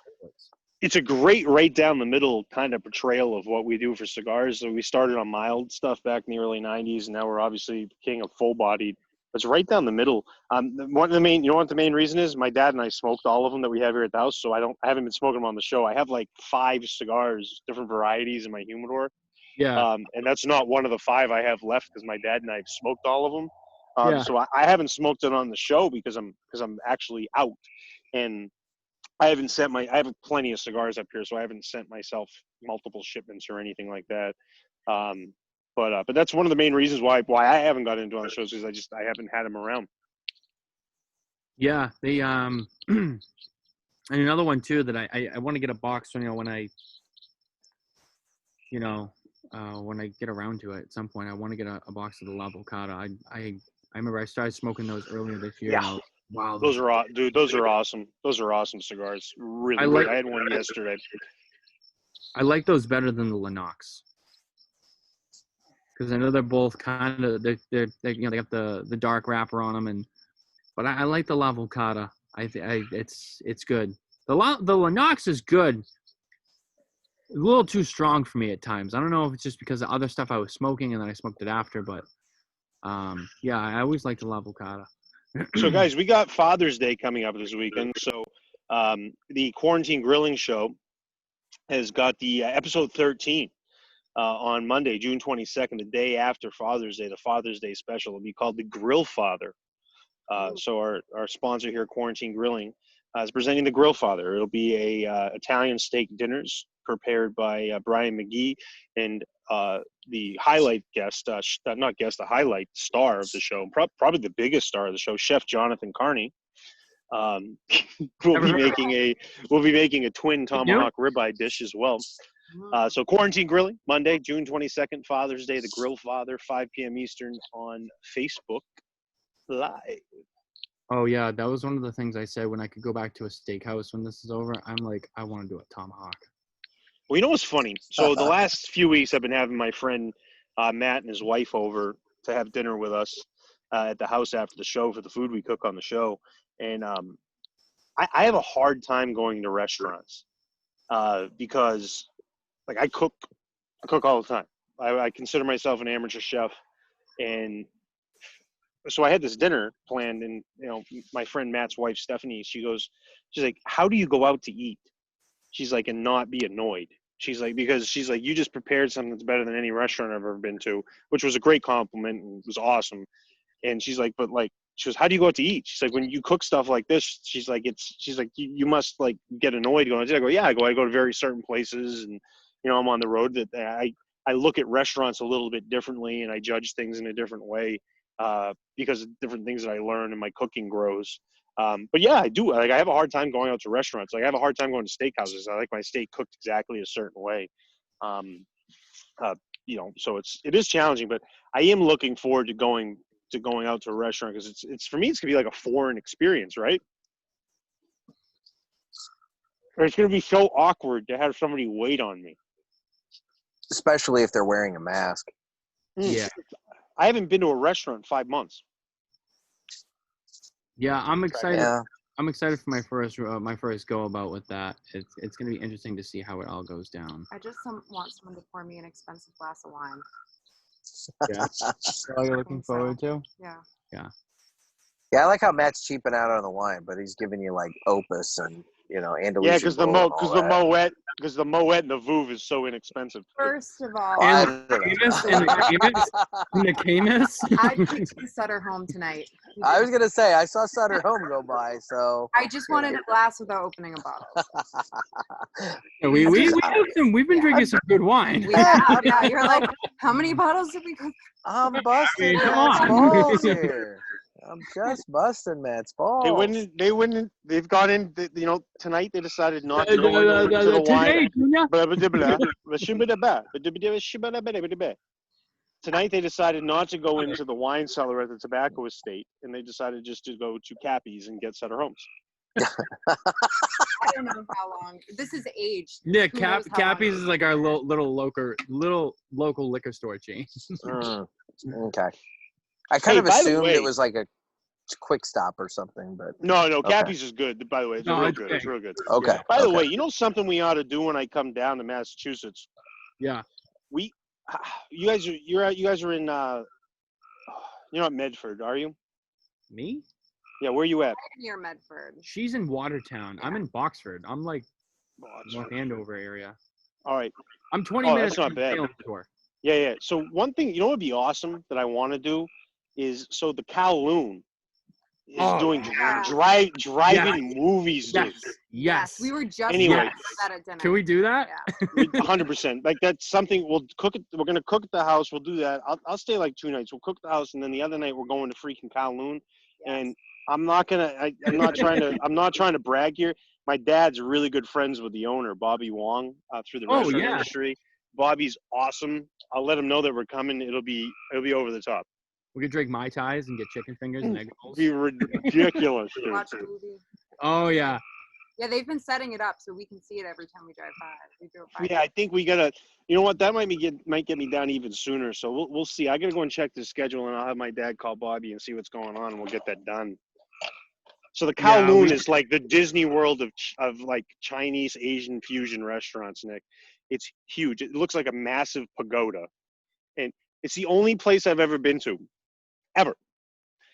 When you sit down and take your order, your food shows up way before your drinks. Not because the drinks take long. The food is there within like minutes. Like you order like saugus wings. You want like pork fried rice, the house fried rice. You want spare ribs, blah, blah. The menu and say, this is what I want. Like he like writes it in and he goes, all right, this is what I want. He tells them like ahead of time. He gives them a list. He's like, bring it to the table. So as it's been told to me, Dave is an expert on getting Chinese food, and his primary Asian eatery is Kowloon Restaurant. So yeah, you probably have their chicken fingers are unlike any other Chinese place chicken finger I've ever had in my life. They're the best. It's the best Chinese food I've ever eaten in my life. I mean, it's over the top. The egg rolls are like the best. They got a comedy club upstairs, sushi bar off to the right. The whole place is crazy. They got a lake in the middle of the freaking place. It's ridiculous. There's a tiki bar in the middle of the main dining room, but then there's a separate bar off to the right when you come in the main entrance. Then there's a sushi bar on the left to that. You go in the main dining room. There's a boat when they have a live band play on one side. The other side is a tiki bar, more tables for seating, comedy club ups. It's a whole like compound. Huge. Interesting. And it's never empty. It's always packed. Like that It's place. gotta be the busiest. It's gotta be top 10 easy, if not top 5 busiest restaurants in all of Massachusetts. And the funniest thing is when you go in there, you'll look at it and be like, this is the place. It looks like it hasn't been updated since they opened. But I'll tell you, by the way, it's not because it doesn't look old. It's very clean. Right. Everything's upkept incredibly. It's impeccably upkept. It's just like stuck in like the freaking like 70s, the 50s or 60s or whatever. Yeah. It's crazy awesome. But it adds to the mystique. I wouldn't change it. I love going in there. It's I will go. So I live probably like, I don't know, 35, 40 minutes from there. Less. Yeah, half hour. Like, yeah. And if I'm in the Mustang, maybe 20, 25. We're there in 20. It's done. That's gonna happen. I'll go all the way down to Kowloon, which is a little out of the way from the house, just to get takeout and come back. It's nice. It's worth the drive. So there's our Kowloon restaurants right there. Yeah, we're doing that, Carney. That's a good thing you brought that up. We're doing that. Let's see what movies they're playing. Yeah, we're gonna see like a good flick. Maybe we get them. Well, maybe we can get them to do live stream Smokin Tabacco. Haha. No, Live from Kowloon. So all right, so the other day I was on the Kowloon Instagram because I follow Kowloon, and some lady commented and she said, so I saw some guy was wearing a Kowloon sweatshirt and he happened to be just holding a cigar that he was smoking. And he took a picture of him with the cigar, but he was wearing the Kowloon hoodie, and they reposted it. Like, oh, look, he's wearing the Kowloon sweatshirt, whatever. So the lady comments, and she goes, oh, well, was this taken at the outdoor seating area? Like, is there smoking? Because if I smell a cigar, I'm going to throw up. I'm not coming. I'm like, whoa, that was a little aggressive, lady. And she's like, yeah, I hate cigars. I was like, whoa. So I don't think we're going to be doing much smoke in there, but maybe if that lady's not there, we can sneak one in. There you go. During the movie? During the movie when it's dark and no one can see where it's coming from. So, Nick, you've got the next edition of Cigar Pulpit tomorrow, correct? Coming out tomorrow. You do it live, or do you all pre-record and then just pre-recorded? Yeah, because I have to make sure that we don't say anything too stupid. I'm sorry. Do you try to space it out, or do you all record like back-to-back type situations? Because, I mean, I would think if you went back-to-back, maybe there would be some overrun of conversation, or like, how does that work with your recording schedule? We do space it out a little bit, mostly because, quite frankly, we go into it with very little planning. And so what ends up happening is I have like bullet points, like we have to hit these few things, but that takes up about at most 10 minutes.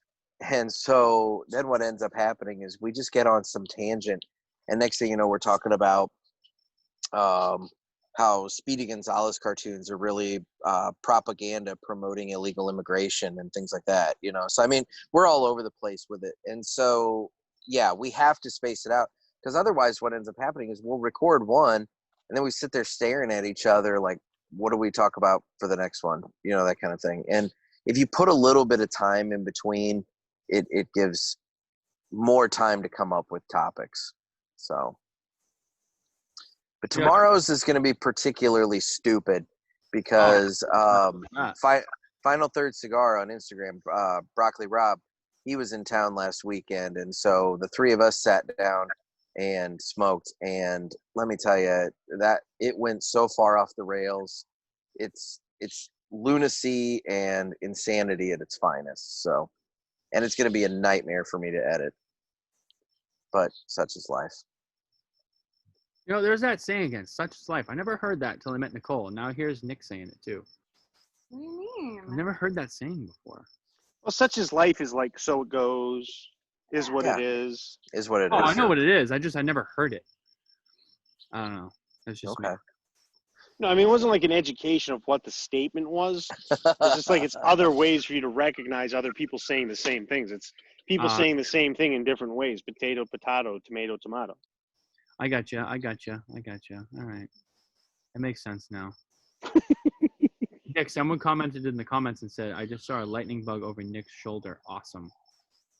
Dude, I got tons of them out here, too. They're all over the freaking place. There actually haven't been as many this year as past years, and I don't know what's up with that, but I was infested with June bugs earlier this month, but they thankfully have gone away as well.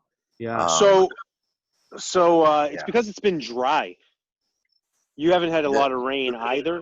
So June bugs start as grubs. They call it grubs. That's stuff you get in like the lawn. If it's dry, grubs like dry. So getting the moisture out of the ground. There's been a ton of June bugs. And I'm going to venture to say that the fireflies, lightning bugs, are probably more conducive to like moisture environments, because like the mosquitoes haven't been as bad this year either, because it's just been so dry and hot. But the hornets have been crazy. I don't know have you had a lot of hornets and stuff in your neck of the woods? No, I had some wasps earlier this year, but I have a nice big can of wasp killer on the deck here. Nice. Just ready and waiting for them, because those little bastards, I mean, dude, they're rotten. They're just jerks. Nest or whatever on the side of your house or deck or whatever, and they just they suck so much. but it's been, but they've gone away too. I haven't really seen that many of them. We spray for mosquitoes every year though. So like, I'll be honest, it's because I get chewed up so badly that the mosquitoes really haven't been that bad anyway. So we just sprayed this past weekend. It's the first time ever. I've been lobbying for like 10 years.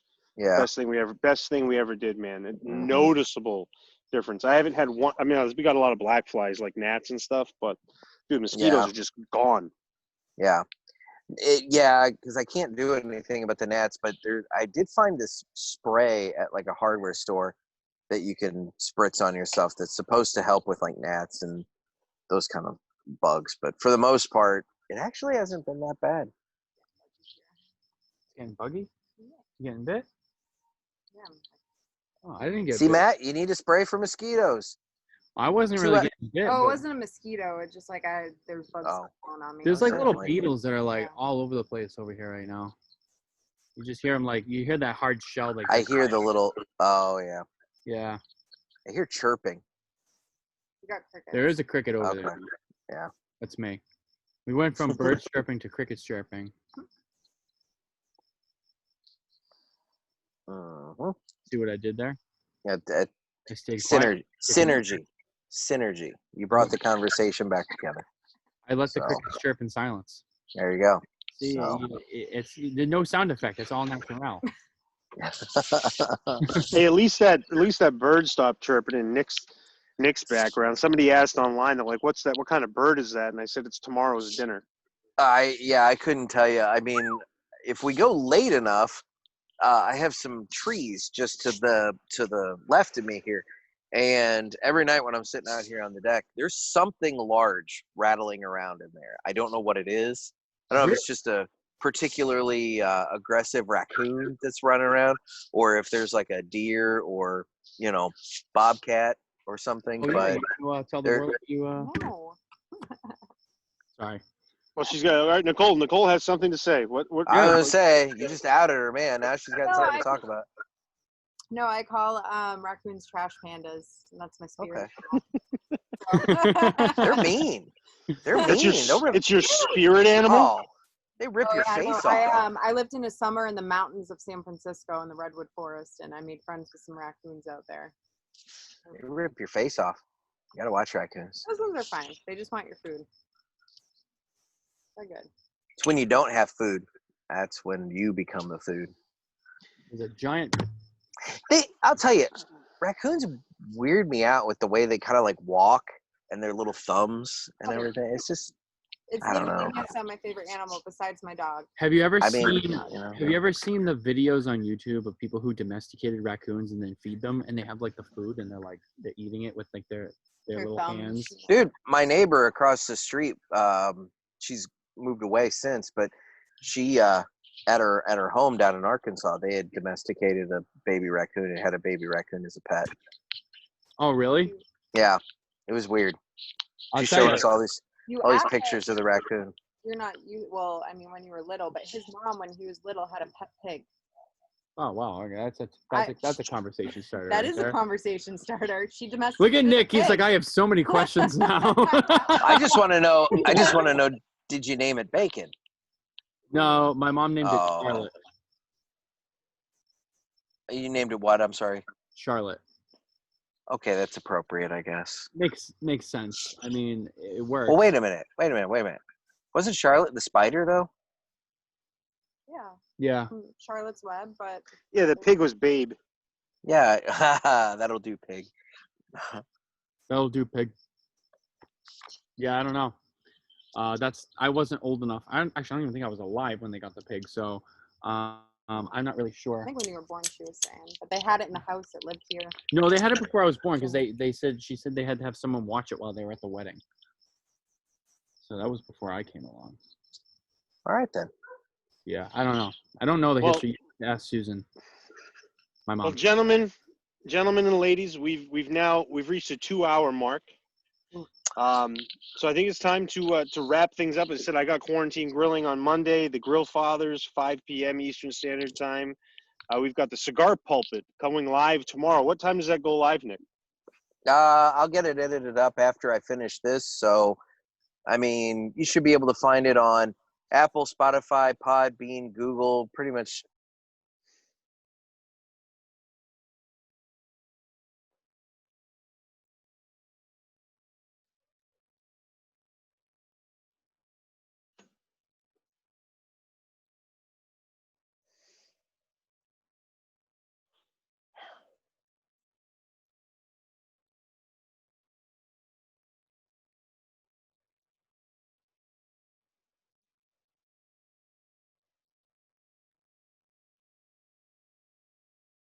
For the first week or so, maybe, just while we get the manufacturing up and running, and then after that it'll be smooth sailing. So you can go on over to smokintabacco.com, check out the shop page. I'm hoping to have that up by tomorrow night, and check it out and get some swag. Support what we're doing here, and I really appreciate it, guys. Thank you.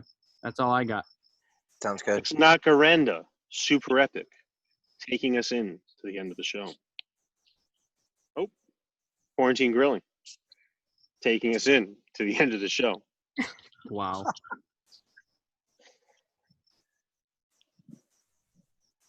How do I get this? There we go. Smokin Tabacco, taking us into the end of the show. He's the guy with the aviators. He looks...